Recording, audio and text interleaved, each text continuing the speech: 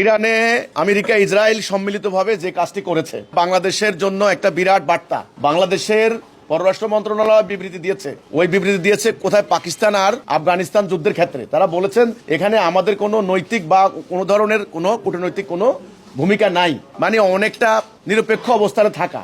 একসময় আমরা ন্যামের মানে ইয়েতে ছিলাম, মানে নন অ্যালাইনমেন্ট মুভমেন্ট যেটা ন্যামের মেম্বার, কারণ এগুলো এখন আর ওই সময় নাই। কিন্তু এখন একটা কঠিন একটা বাস্তবতার মুখোমুখি এসে আমরা দাঁড়িয়েছি। আমাদের এখানে 90% মুসলমান, এখানে আমাদের প্রায় অর্ধ শতাধিক বিভিন্ন ধর্মীয় সংগঠন আছে, তারা কিন্তু বিভিন্নভাবে পক্ষে বিপক্ষে মিছিল করছে, বিক্ষোভ করছে।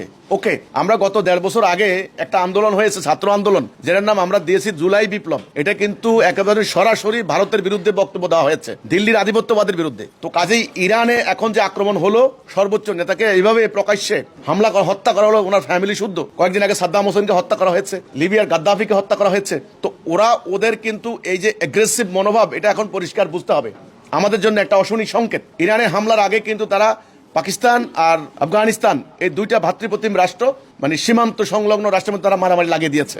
তাহলে এখন দক্ষিণ এশিয়ায় খুব ভয়াবহ সংকট, বিশেষ করে আমাদের মুসলমানদেরকে। এই পরিপ্রেক্ষিতে আমাদের কাছে মেসেজ কি? আমাদের কাছে মেসেজ হচ্ছে, যদি আমাদের ভিতরে ইন্টারনাল এ ধরনের দ্বন্দ্ব থাকে, দলাদলি, তাহলে আমরা কিন্তু আমাদের ওদের মতো পরিস্থিতি হতে কোনো বেশি বাকি নাই। অলরেডি রাজনৈতিক দ্বন্দ্ব করে আমরা এক দলকে দেশ থেকে বের করে দিয়েছি, ওরা এখন প্রস্তুতি নিচ্ছে দেশে রাজনীতি ইন করার জন্য, নিজেদের মধ্যে মারামারি হানাহানি। কাজেই পুরো জাতিটাকে একটা আদর্শের উপরে ঐক্যবদ্ধ করতে হবে, সেটা হলো আল্লাহর সভরেন্টি।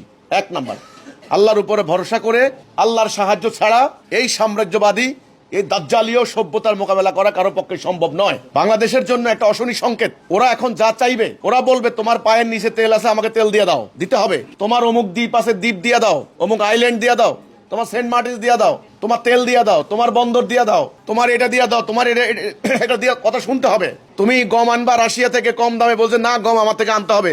যদি কথা না শোনো, প্রথমে স্যাংশন দেবো, এম্বার্গো দেবো, তারপরে কথা না শুনলে বোম মেরে উড়াই দিব, কথা শেষ।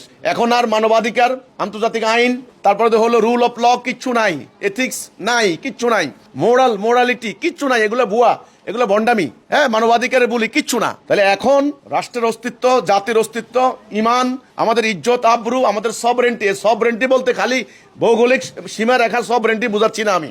স্বাধীন চেতা, স্বাধীনভাবে চিন্তা করার মানসিকতা যদি করতে হয়, এটার একটা সমাধান, এর একটা উপায় আলহামদুলিল্লাহ আমি তুলে ধরছি। সেটা হচ্ছে সমগ্র জাতি আল্লাহর উপরে ভরসা করে তাওহীদের উপরে ঐক্যবদ্ধ হতে হবে। সমগ্র জাতি হবে একটা, নেতা হবেন একজন, সমগ্র জাতি একটা নির্দিষ্ট লক্ষ্যে পরিচালিত হবে।